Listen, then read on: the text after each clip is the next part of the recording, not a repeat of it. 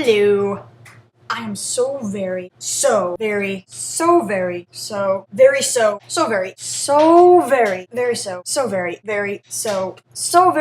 hear that you are so very sick. And fear not. Tardy videos are TARD. Why? Because we gotta.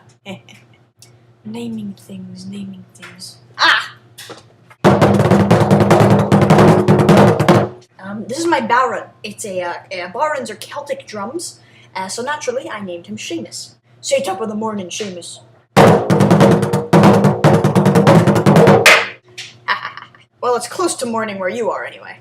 Saying the word morning reminds me of Battery Kinsey by Fleet Foxes. You should look at that song, it's really powerful. Also in regards to the pressurized oxygen chamber, I love pretending I'm an astronaut. No, I don't. The real reason I was in there is because the lab boys were trying to decrease my internal and external inflammation by forcing oxygen into my cells or something. Because that'll make me better somehow. As you know, I eat gluten-free, which is both a bad thing and a good thing. Bad because that's the kind of thing I used to make fun of people for. I mean, come on, who's gluten-free? Though it's good because if it wasn't for me being gluten-free, you and I would have never shared the box of crustulums, over which we debated several things concerning life and intoxicated residential assistants. Also, another reason I was in there is because I might have broken my neck a few months ago. But I'm better now! Look! Glasses! Because nature said, you know, this one really isn't enough of a nerd. Let's fix that.